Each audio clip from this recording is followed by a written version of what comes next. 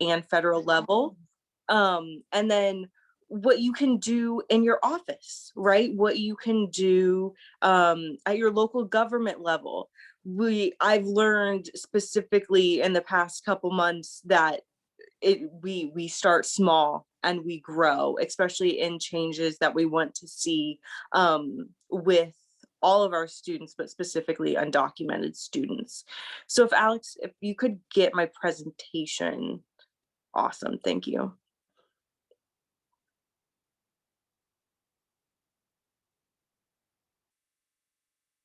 Yay, all right. Um, so the biggest thing that we see is advocacy, and Christina, I love Christina Castillo so much. I am so blessed to work with her at SIU, and I know that she's going to have a presentation later today about advocacy and helping students and assisting students in advocating for themselves. But I think that's a theme that you're going to hear a lot today. If you could go to the next slide. Yes, this is me. Hello. Welcome. So we're going to talk about what government relations is and advocacy, how you can advocate for policy changes, again, locally, statewide, and federally, and then what what ICAC and the Government Relations Committee is doing in terms of at the state and federal level. And then I do have like a lovely notepad and pen next to me. I am ready if you have ideas, concerns, things that we can start working on for this year. Like, I am all ears to try to make those thoughts a reality. So if you want to go to the next slide, awesome. So advocacy, and my good friend Alex found this quote, right? Advocacy is changing what is to what should be. We all know what should be. We all know what should be because we work with these students on a daily basis, and we see their struggles, and we know what they need in order to succeed. And unfortunately, what is not enough right now, right? So our goal is to get to the point where we are able to implement policies and things that will assist the struggles that we see in our students. So what is government relations and advocacy? So government relations is our influence in public policy at all levels. So again, local, regional, national, global. And ICAC and the Government Relations Committee, we really work on state and national, but we also do a lot to support each other in figuring out how we can change policy at our individual institutions. And so that's super duper helpful. And we really try to persuade government leaders we go in with policy changes, we go in with data to assist in creating laws to help and assist our students. And advocacy is the process of supporting a cause or proposal, the act and process of advocating for oneself and advocating for our students. I'm going to repeat this again and again and again, and I know that this work is really scary, right? I know because I'm doing a victory lap and doing 4 years as a co-chair of government relations, and I am in my 4th year, and it is no less scary. But I will point out all sorts of examples today to remind you that when it comes to college admissions, school counseling, your students, you are the expert. Unfortunately, you may not always feel that way, and you may not always be treated that way, but you are. And there's no ifs, ands, or buts about it. You are. So how to stay informed? There is a lot out there, right, in terms of how to stay informed, in terms of policies, in terms of laws going into effect. So I won't read this all to you. Obviously, in IACAC, sharing the dream and our annual conference are big, because at our annual conference, we also have presentations and sessions on undocumented students. Springfield Advocacy Day is great because we actually go to the Capitol in Springfield, and get to meet with legislators one-on-one and talk about our concerns. We do a NACAC Day. So we go out to Washington, D.C. We just got back from Washington, D.C., where we get to talk with legislators out there. And one of their biggest concerns was undocumented students, which was extraordinarily exciting to hear. A couple websites that I do want to plug at this point, and one of them Christina just mentioned earlier, is the Higher Ed Immigration Portal. I spent hours on this last night. You can see statewide, you can see national level, you can see the number of undocumented students we have, the number of immigrant students we have, the number of students who were born in this country but have one or two parents who are undocumented. And what I noticed throughout looking at this is that Illinois is doing pretty well, right? I know that we have people from states all across the US, which is really exciting. Because of my work, I focus really intently on Illinois, and Illinois is doing pretty well in terms of supporting our undocumented students. And yet, I'm going to say, and I don't think any of you would disagree with me, I don't feel like we're doing enough, right? Yes, we are doing a lot, but sometimes it feels like we're not doing enough. And so if Illinois is leaps and bounds ahead of other states. And if we are leaps and bounds ahead of other states, where are other states at, right? There are 13 states that have comprehensive financial aid for undocumented students. That's not a lot. And so that is one place that I would go, and Alex was kind enough to throw that in the chat. The other thing is the ILGA website, so the Illinois government website. You can find all of the laws, all of the anything that is on the House or Senate floor, any bill, where it's at, in any committee. I was able to find 34 prospective laws currently between the House and the Senate in the state of Illinois that are currently being worked through. I saw everything from, hey, if we can lower student to counselor ratio, think of how much we could help our underserved students, specifically undocumented students. That's super exciting. I also saw, hey, we need to remove all funding from undocumented students. Problematic. So you see the whole gamut. Neither of those have made it to the floor for a vote. But that when we go to Springfield, those are the things we talk about, and our legislators listen. So those would be the two big websites that I would advise looking at. Okay, so we've been talking big, right, at the state and federal level, but you can make changes departmentally within campus leadership. In Christina's opening, you know, the president of SIU and the SIU system said, hey, like, these are concerns that we're having. We need to make a stand. And so that wasn't state prompted, that was organizationally prompted. So whether it's the mayor's office, city council, all across the board, and you can do it as a school counselor or a school official, you know, going up the chain, you can make those differences. But also as an admissions professional, we are all trying to get these students to the next step, whether that is college, whether that is trade school. We want to be able to support students all the way through. And so by making those changes, voicing your concerns, you can really make a difference. Okay.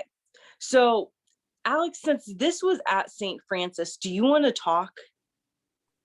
Yeah, yeah. So kind of give you an example of what it's like to work on like campus and like how you can make just change on campus itself. So at the time prior to the Rise Act, and you'll hear about that in a little bit, but essentially students were not able to get any type of outside of academic aid at at St. Francis. They weren't able to get any type of state aid. So what happened is Eric Ruiz, who's the director of admissions here and worked closely with financial aid, they were able to create an in-house form. And essentially it asks the same questions that FAFSA would, and we were able to generate an EFC. And I can see one of my colleagues from the financial aid office, Erica, and we would work closely together to pull that kind of aid. Okay, let's give them USF grant. Now they have money, which would be close to what they would have gotten from that. So now students and undocumented students were able to have the same access to be able to start school at St. Francis. So again, just showing it at the small level at your university can slowly start rippling out to the rest of the community and across higher ed. Because I know Eric was later on, once the Rise Act did come out, Eric was approached to, hey, can you come in and help us create the formulas and the forms, and how did you make this happen? So one little change turns into a ripple, and now it goes across the state. Awesome. Thank you.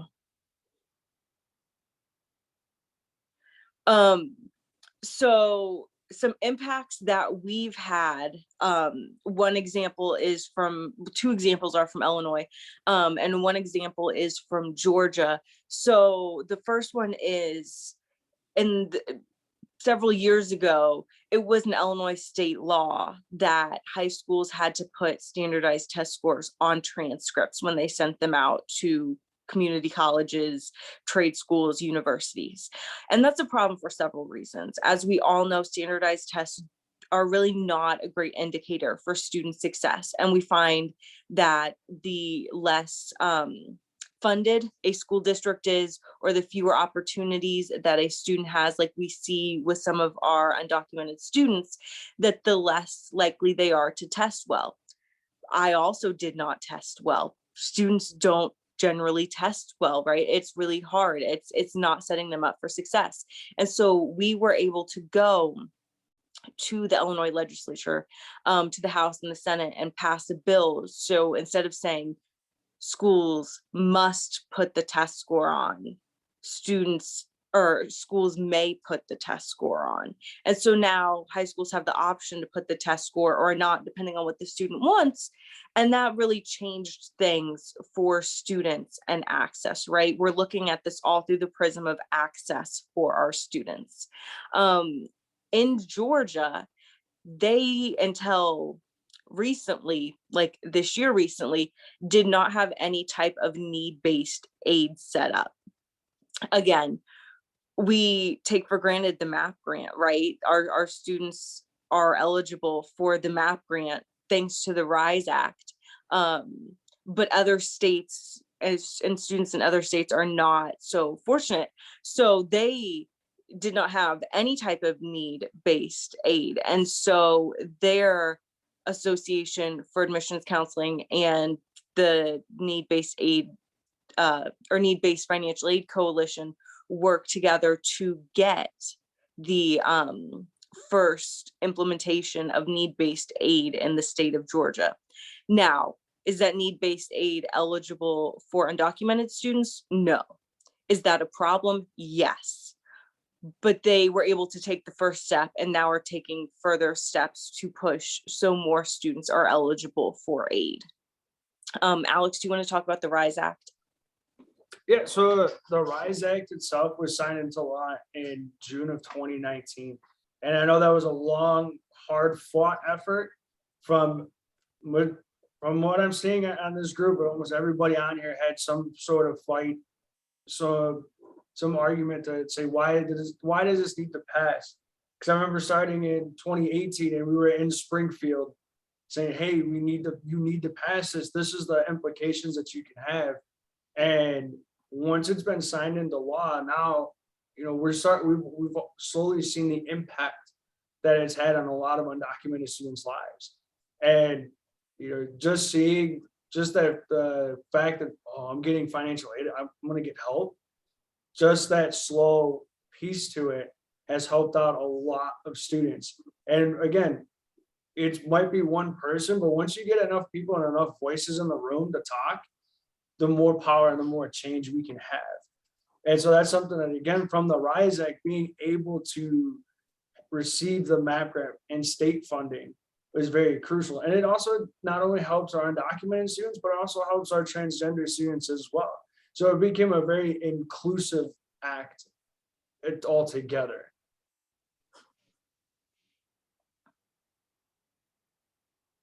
Awesome. So we just got back from Washington, D.C. on Thursday. There were a group of 9 of us from IACAC who went out on behalf of the Government Relations Committee and IACAC. And here are some of the things that we pushed for.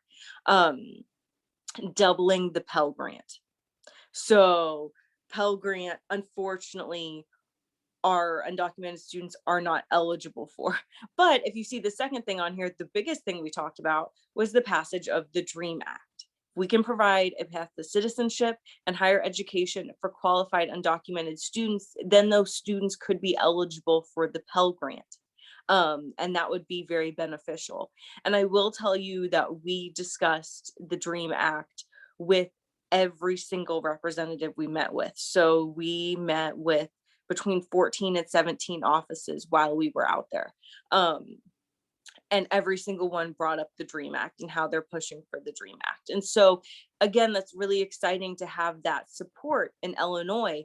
But we have to do more, right? We have to make it more prevalent. We have to make it more known. We have to make our voices heard that, hey, we need this for our students. We also push for an increase in mental health support. My favorite term that people are saying is, oh, well, because of COVID, there's now all these mental health concerns. No, the mental health concerns were there pre-COVID. And we see those mental health concerns even more so in our undocumented students who are dealing with far more than our other students in terms of supporting themselves, supporting their families, advocating for themselves. They're the first ones to have gone through this process. And so trying to figure out which way to go in the middle of a pandemic is extraordinarily stressful. So if we could increase mental health support and funding for our schools, that would be very helpful. And then increasing Gear Up and TRIO funding. So those are for students who are first generation minority students. And those are programs within high schools and then universities and community colleges to assist in books and tutoring and free printing and getting students through school successfully. So what are we doing at the state level as IACAC? Super exciting. MAP grant expansion was passed and signed by the governor in the middle of April. So very, very exciting because through the RISE Act, our students are eligible for the MAP grant. So it increased by 122 million. Now, that is great. But again, it's not enough, right? So that increase was because the formula that they were using for the MAP grant was from 2010. As we all know, higher education has increased since 2010. So that was a phenomenal start to increase that MAP grant funding, but we need more so more of our students are eligible for the MAP grant. Our second thing is eliminating or amending the school counselor gift ban. On January 1, it went into effect that legally school counselors in Illinois, so high school counselors in Illinois, cannot take gifts from any college or university, whether in the state or outside of the state. And that would be fine if it was just gifts, but it's also professional development opportunities. So it limits what type of PD hours our school counselors are able to get. And again, this goes back to an equity issue. Counselors who are in lower funded school districts are not going to have as many professional development opportunities because they can no longer take them from any type of local community college or university. And so we are working on amending that. Everything that we do goes back to equity for our students and equity for our professionals. The third thing is the healthcare registry identity. I don't know, Alex, if you want to talk about this a little bit, because I know you have a personal tie, which is really cool. Yeah, so the House Bill 4332, the healthcare registry and identity, essentially now for undocumented students, that don't have DACA, they can now use their ITIN numbers to be able to go to clinicals and be able to sit for some of those state board exams. So I know there was the biggest issues with a lot of nursing students. They could not go to clinicals. So they can get all the way up to it, but then couldn't go to clinicals. And so that really kind of put them in a bind of what do I do? Within the last few years too, they did pass essentially in the state of Illinois, if you have DACA, you can actually you can get your professional license. And that's for my own personal time. My wife, she's undocumented and she was able to sit and get her DPT license. So now she's a physical therapist working, went through all the schooling for it, and now she's able to practice. I know the other part that we did advocate a little bit for as well. Once we got word, it was House Bill 3438, the undocumented student liaisons. So those are some of the things that we had advocated for and were able to have passed here in the state of Illinois.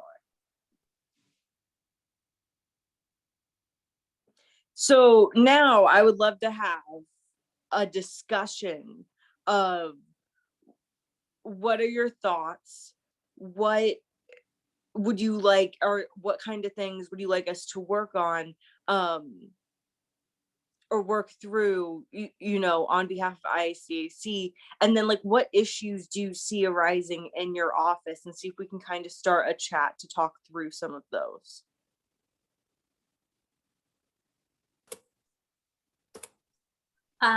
Emily, and thank you.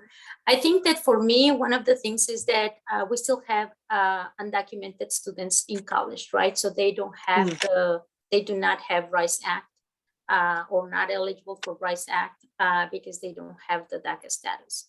And so that's still a barrier for this specific population students. Yet we have, since DACA is stagnated, we have this student population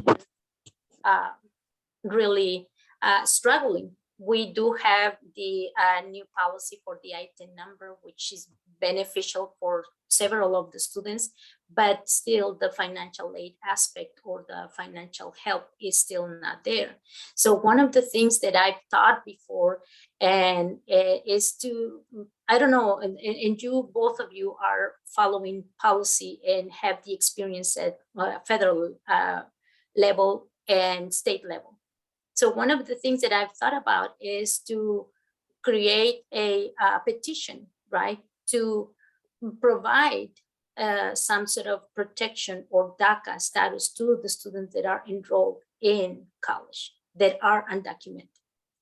So they to have a special provision. I mean, right now DACA isn't going nowhere, but at least if DACA moves forward, hopefully, then we already are gaining momentum, starting with a petition in all colleges everywhere, right? To look at the data of undocumented students in higher education, truly undocumented students that have no protection for a state or much less federal government. Yeah. So I think that that's one of the things that I've thought about it, and I've talked to some of the students that I have that are undocumented, that have no DACA status, and it's just also I am one person office, one person resource center office, so it's also very difficult for me. This would benefit not just my students. This would benefit all the students in the state of Illinois, those almost 9,000 non-DACA students in the state of Illinois. And then we're talking also about the international students that overstay their visas and they don't have OPT, or their OPT it's over, and then they stay, right? Either they go back to school if they can, or they remain in the country undocumented. And so those are just basically wasting human potential, because there's no way to go. Oh, absolutely. And that's something we talk a lot about, is we sometimes with these legislators, it's like, well, money, right? A, where is the money? And B, where are we getting the money? And why are we spending this money? And our point is always this: we invest in these students K through 12, and then all of a sudden decide to stop. But we still expect these students to provide to the state through working. And it's just an unfair expectation. So you're right. I would love to see if we could, I mean, even do some type of amendment to the RISE Act to add in so more students are eligible.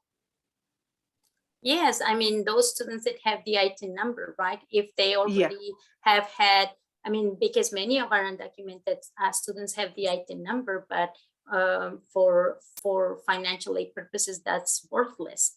However, for those that are going to be in the health-related fields, that's a positive, right? But after that, what else?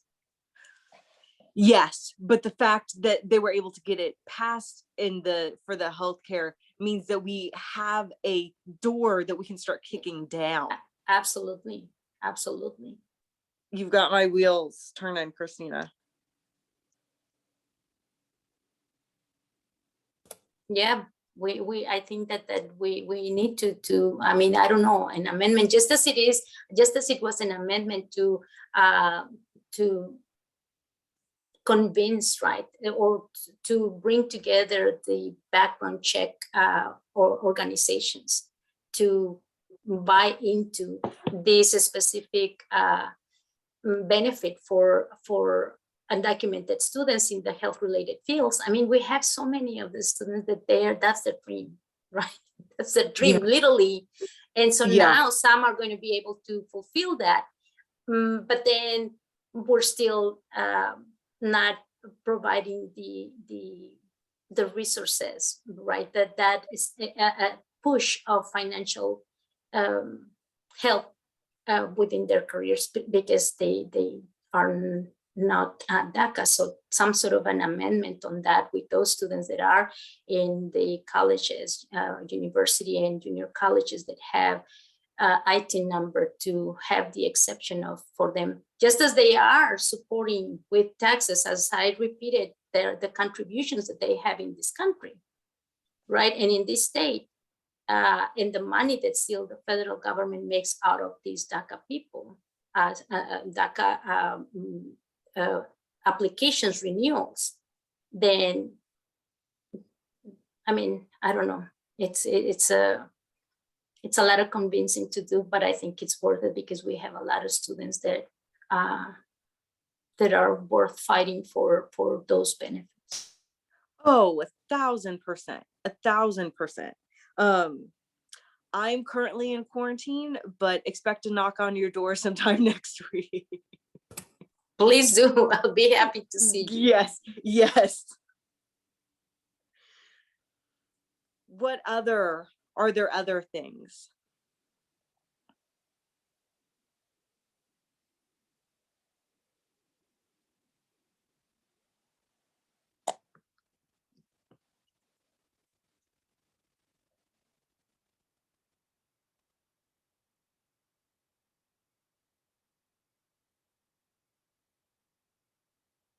Anything else? We feeling anything else? We have questions?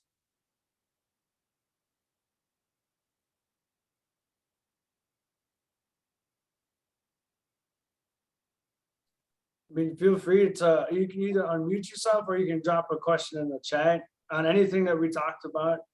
Um, Even if there's anybody that's outside, we got a question here. Awesome.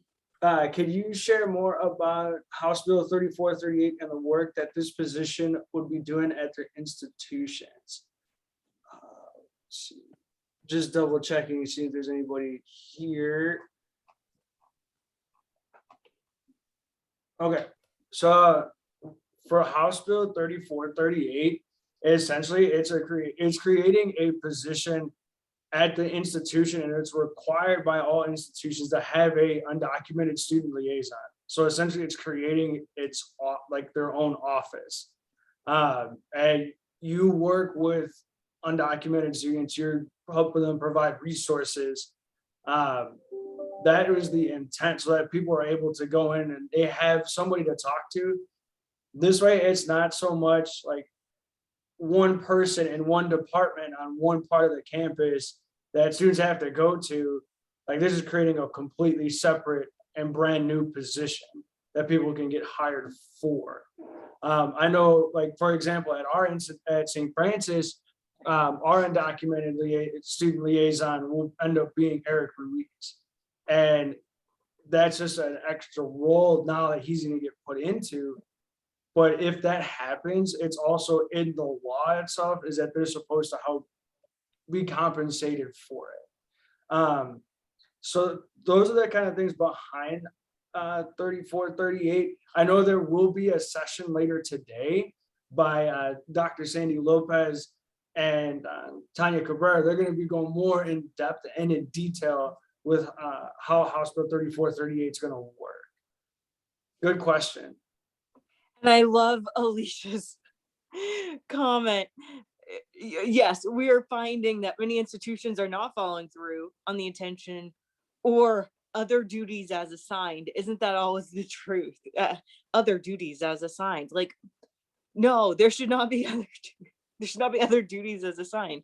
So yeah, what we found when we go to specifically, we can speak more, Alex and I can speak more to the Illinois state capitol, is that there's all sorts of great intentions behind these laws. And then we find that the people who put them in place really don't fully understand the scope of A, what we do, or B, what their laws are going to create. And we are seeing that again and again and again. And so unfortunately, like, these are great first steps. But as Christina and I were discussing with the RISE Act, we need to go back and amend, right? We need to go back and amend. And we probably need to do that with several different policies in order to create the best environment for our students and staff, right? Because that one specifically affects the work that staff does. This is the part of it where, as Emily spoke in the beginning, that you are the expert. Mind you, these people tend to change quite a bit. Now, again, I get it in certain districts. Some politicians have been there for years and decades, but you might get somebody that's brand new and trying to do the same amount of work. So remember that you are the expert in your area. You know, you're coming in with experience, you're working, you're the on the ground person, and they're still trying to make sure, like, okay, how can I help you? But they also don't know either, unless they have the higher ed background and they understand completely. It's you become that expert, and they will listen to you. I know about, like, this, an example of it, like the school council gift band. We talked to Emily, was the one that talked to the actual author and the writer for the entire bill. And when she was talking about it, if you want to jump in with what he said, it was one of those, like, oh, I didn't think it was going to actually affect Illinois students and counselors. I thought it was going to affect out of state. So, like, just hearing that, Yeah. like, did you not, it's those little things like that, like, nobody was told about it. So it's like keeping up with, like, and putting the pressure on your politicians and letting them know that, hey, this is what needs to happen. Like, you're affecting these amount of students that can make change, and that's going to help you in your community. Once you find the one or two politicians that are going to be on your side and help you and are for your cause, make sure you let everybody that's eligible to vote, keep them in office as long as you can, and then you can slowly start, then they can build a coalition. In Springfield, they can kind of give you the, like, hey, this is coming through the pipeline, like, keep it going. Or this is what's happening. I think you need to start advocating more now. And once you get those allies in the national government and in the state government, and even in your local government, or even on campus, keep them close, because that's how you build your coalition later. And we are not the only professional development organization in Illinois, right? We work a lot with ISCA and ISAC, and, you know, running things through ISB. And that's just Illinois. And I know that we have out of state friends on here as well. Finding whatever your professional development organization is, most of them should have higher ed policy people or lobbyists, or groups that you can work through to try to implement some of these changes.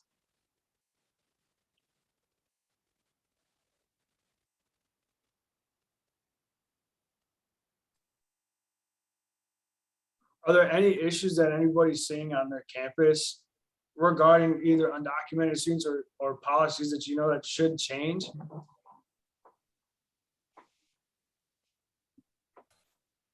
For me is the fact that our students still have to fill out paper for international. So, and even though they're not international, that they still have to go through that extra step, or sometimes they're filtered and end up in international education. And so that's something that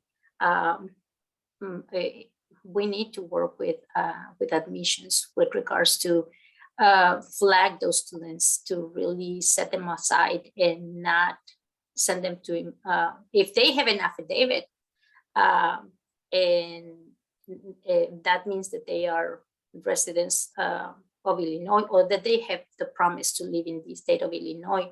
But it's an extra step, and it's a struggle for the students on top of the struggles that they go through. So that's one of the things.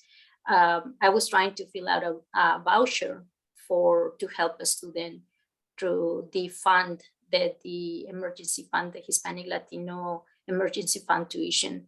And I was trying to help a student to finish his bursar bill. He's DACA pre-med, graduated this past May, just this past week, with honors, and he still had a bursar bill of $1,000, which will not allow him to have his diploma or transcripts.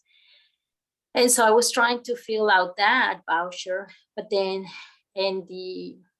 it's in the explanation of how to fill a voucher. If the student is not a legal resident or US citizen, then you mark that, and you have to go to an extra step to get another document to go to international tax. And it's like, but this student has a social security number, and I mean, and so that is really frustrating, because those forms are still not available for us. So even if, let's say, okay, if that's the process that we're going to have to do, okay, make those forms available for when we have to go through a process like that, so that it's not as cumbersome and it doesn't put a hold on us in how to proceed.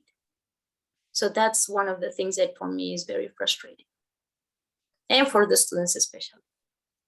Yes, for the students especially.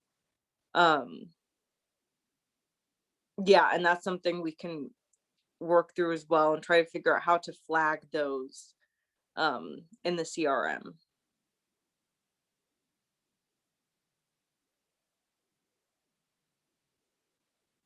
For any of the out-of-state, our out-of-state friends, what are you all seeing on your campus, or even at your states, that you might think, like, hey, we might need some help from our ACACs, or that we can, that at least us like government relations can help you, or trying to get in contact with your ACAC government relations? What are you all seeing? Hey everyone, this is Joseph Young from the University of Wisconsin Parkside in Kenosha, Wisconsin. I think a lot of the advocacy work, policy work, right, heading to state capitol and a lot of that, I guess one thing I've been disappointed in is, as institutions, like as the UW system, there's not been as clear, I'll say this, they could do a lot more in terms of saying specifically where they sit, right? Instead of kind of being on the fence. But the problem is that because of the fact that we're a system and how closely that's related to the politics, and there's just a lot of dynamics, right? But we have to be brave and state what we know to be right. So we have students and we have organizations on campus, and we have, different ways that we participate as UW Parkside and with other schools in the system. But on a system-wide level, I think that's kind of where more of the challenge is, for them to step up and say, like, we support these students, this is wrong, like we need to be creating opportunities for these students, whether that be financial resources or otherwise. I'm always kind of dissatisfied, as Emily stated in the beginning, right? There's a lot of work being done, but it can always be better. I think that's the glass half full kind of mentality. There's so much more work to be done. And I'm from Illinois myself, so I know that there's like financial resources and other resources for students that are DACA or undocumented, and in Wisconsin, those things really don't exist. So it's always trying to, figure out what that next step is and how we can improve, the services and the resources that we offer students. So specifically here at UW Parkside, one of the things that we have groups, for support of these students, right, that feel comfortable identifying themselves. And so we do a number of different things and get them connected with professionals and try to do as much as we can, right? We work specifically with them in finding scholarships and all of that good stuff. But then we also are working on providing, additional funds, more like formal scholarships, I guess you could say, through the university, so that these students, can apply. But yeah, I think it's just on a system-wide level that we've been lacking. Well, yeah, and there's a lot of things to break down, right? You are in a system, in a public institution. So whereas the University of St. Francis had barriers to break down and jump through, being a public institution was not one of those. And so you have to go through that as well. And then not having the system support, that must make it really hard as part of that system to figure out what to do. And yeah, you're right. We do a lot, but there's still so much more to be done. Hi, it's Vern Cooper from Eastern Kentucky University. I am the Associate Director of Diversity Recruitment and Outreach. And this is a new position. Before I took this position, it did not exist. The diversity recruitment aspect was just sort of placed additionally on some counselors who already had their own territories. And so we took those responsibilities and elevated them to enrollment management leadership level. Recently, International Student Services was sort of gutted and split in half. So they moved retention to another center on campus, and then we kept recruitment. And after that, they were moved to report to me as diversity. And so international students, and I think that this is a reparative, are under the umbrella of our diversity recruitment. But going back to what Christina mentioned, the fact that DACA students or undocumented students need to go through those international student hoops, that puts them under, my purview, but I also maintain wraparound services. So sort of extending the pipeline from recruitment to admission to retention for the first year. And that really complicates how those function in order to create a system or curriculum of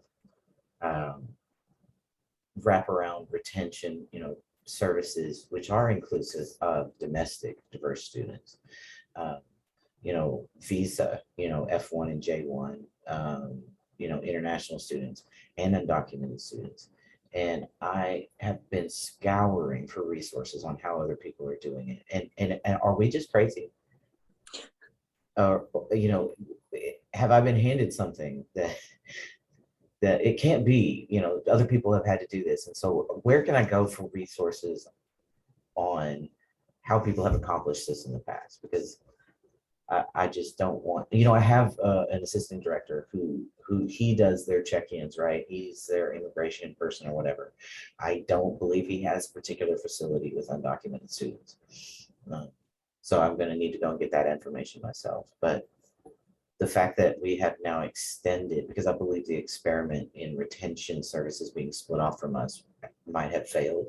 And so that is slowly coming back to me. Oh, boy. Alex, do you have any thoughts? I'm pulling up, like, as far as like resources to help, let me pull up the IACAC, like, our undocumented student page that we have on, this should be on our website, and kind of give you some resources in there to kind of look through, like ways to help out. Yeah, that's kind of what happened here too at St. Francis. Our international department was gutted and kind of spread out. And so now everyone's trying to figure out what to do next, how to do it. So yeah, I really resonate with that part. I'm gonna look for that resource page, and this way I can put it at least in the chat and send it to you. Yeah. And then, or at least in the chat, go ahead and go through it. If you need other people, you know, feel free. I know Emily and I will put our contacts in there. Okay. Feel free to shoot us another email about some other resources, and we can also try getting you in contact with other departments on like, how does this work? Yeah, just so that this way you have other people to kind of, hey, I've never dealt with this before. How do you all do it at your institution? And this is a fast growing population for us. And, you know, perhaps that is a trend in higher education in general, but, you know, particularly in the Midwest. And so I want to get going on best practices ASAP. You know, I don't want there to be a gap this coming fall in those support services. Yeah, and that's the part, like trying to quickly make that turnaround, and then to get the supports from everybody else, like, hey, you need to do this to retain all these students. Yeah, that one, I get that.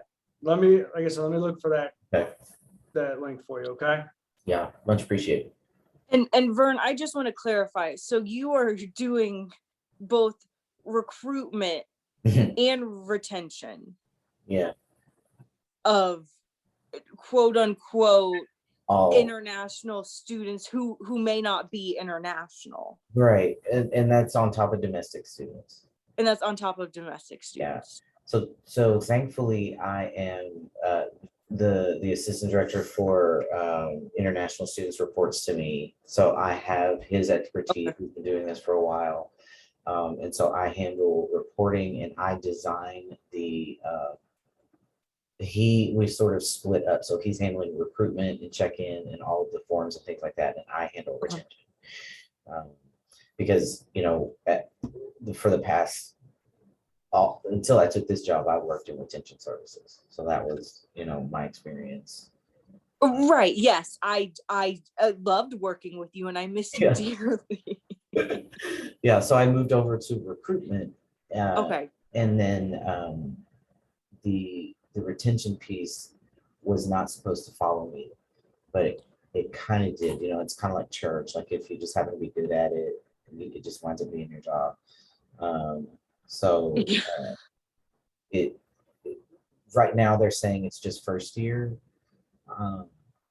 You know, I'm not holding my breath on that being the extent of it. So right. But you know, wraparound services, it's not so much, I'm not focusing so much on programming, it's things like FAFSA workshops, registrations, and all of that stuff is so relative. Yeah. So, and even when it comes to I don't know, every kind of support is so relative to where a student is positioned Yeah. demographically, and socially. And, Eastern Kentucky University is, we have a large, I mean, this is a low socioeconomic school. Yeah. So thank you so much, Alex, for putting this stuff in here. Yeah, of course. So Vern, in the chat, I put in there, and this is for everybody too. This is the database. So one is so ICAC has a list of all institutions that have a contact person at their institution. So if there's a couple schools that are close by to you or you want to meet with, feel free to find them on there, send them a message. Hey, can we just talk about some resources that you have?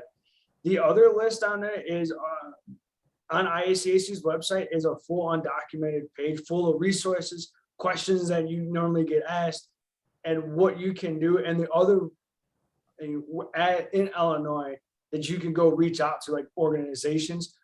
This way, then you can kind of start taking a look, like these are the things in Kentucky. Can I find these other organizations here in Kentucky that can help out as well?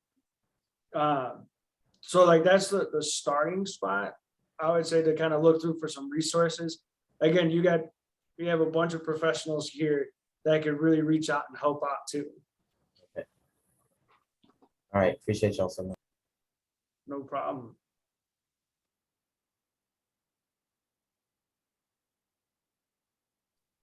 So we're getting close to the 10-minute mark here. What else is everybody saying that's out there or at their institution that they're having a hard time with? Or has anybody here like participated in government relations before or any type of advocacy work?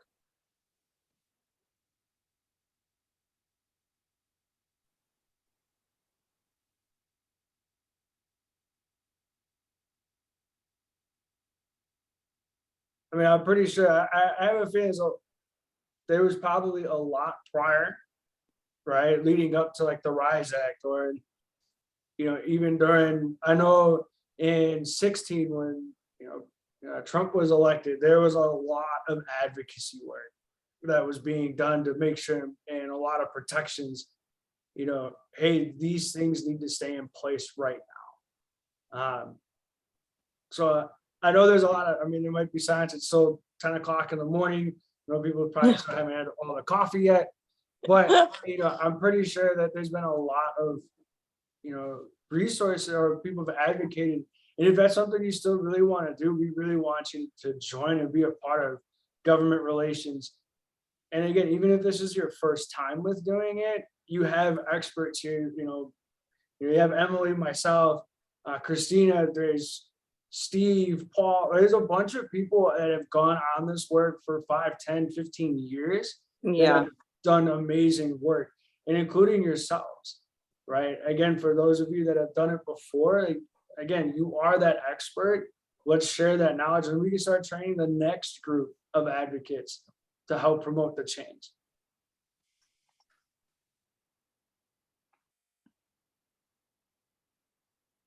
The next slide that we have after this just has, well, or the next slide after that, yeah, it has the contact information for the government relations. When you send an email to that, it will ping to Alex, Christina, and myself.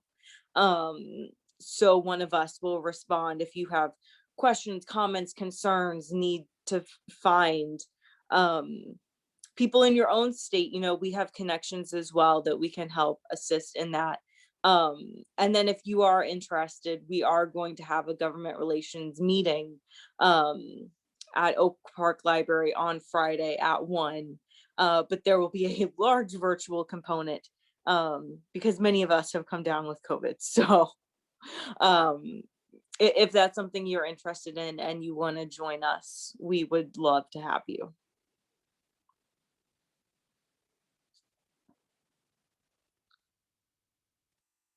Good question. We got a Carolina. Yeah. Carolina asked a good question. So how do you start an advocacy event at your college where students and faculty and staff can get involved, and who do you partner to help as well? So to create an advocacy event on campus. So at St. Francis, as a student, the students hold a lot of power, right? And once you get that student group that really wants to speak out on something, that kind of slowly starts the process. And finding that next, so finding, who's their ally that then they can start talking to and then they partner with at the institution. So like give you an example. So for when I was a student at St. Francis, in the Joliet community, they were looking to build a for-profit detention center, and specifically for immigration. And so immediately all the Latino students at St. Francis started getting worried, like, hey, that could be my family, and we were able to advocate and slowly start that change and saying, hey, like we need to start speaking out on it now. And luckily enough, at the same time, we also got a meeting with the president of the university. And at that meeting, we told him, you need to come out against this.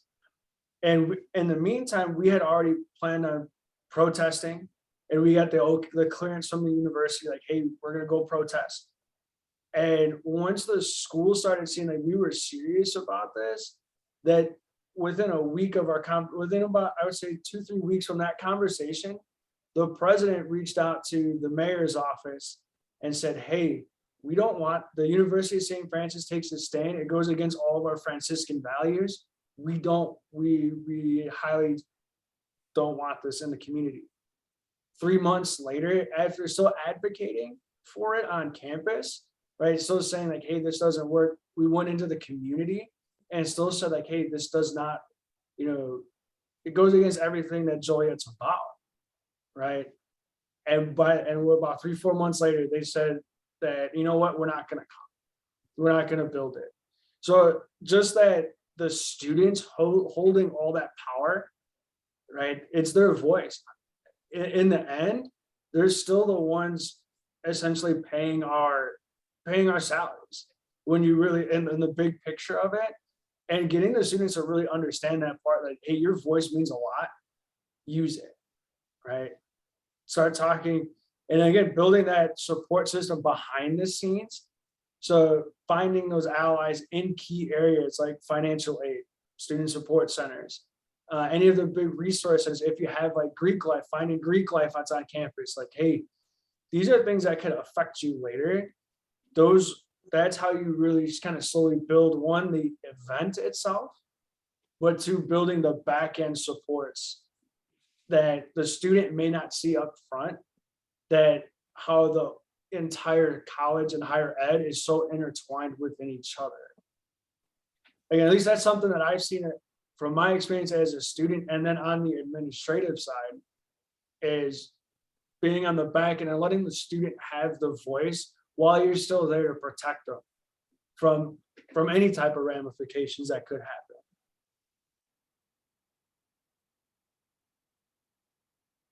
Does anybody else have any suggestions that really help out? How can someone start an event on campus? I think you said it perfectly with regards to the students' power. For me, I'm very strategic, right? And so I do, I advise the Hispanic Student Council and Latino Cultural Association, which are both umbrella organizations. And so they have power when they have senators in the undergraduate student government.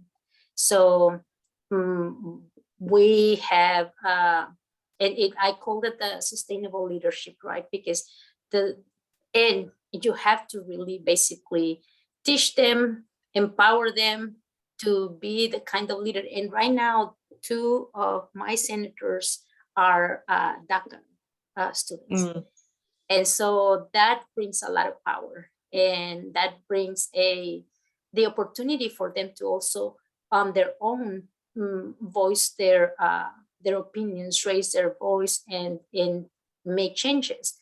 They learn how the system works. Otherwise, if we don't have representation in these key organizations at the school, then we're always going to be far behind. and in the dark, basically.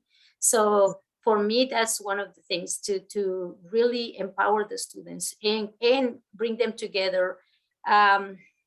It's really, and also look for the people that support you. Look at those that are your allies, those people that will request you to give them training or will request you to come and speak to their classrooms or their students, right? Whatever program they're in, and reach out. I think that one of the most important things is that we don't reach out because we're afraid. We're advocating, and it is a sensitive topic, right? Undocumented populations are very sensitive, and not everybody gets on board. But one of the things that I always teach with regards to best practices is, regardless if your thoughts about undocumented populations, regardless about your beliefs, your responsibility in a higher institution, education institution, it is to direct the students to somebody that will help them. If your beliefs will not allow you, your responsibility in itself, a best practice, is to send them to somebody that will. So, and look for those people and change minds. I think that we can do that. I really do. Yeah. Yeah. All right, so it's now 10:30. This session itself has fully come to an end. We thank you so much for being here today. Yes, so much. Feel free, again, I'm gonna put my contact in here. This session itself will, again, once the recordings are all done, it'll get uploaded and sent out as well, so that you'll be able to find it later on, okay? Again, thank you all for coming. We look forward to still seeing you throughout the conference.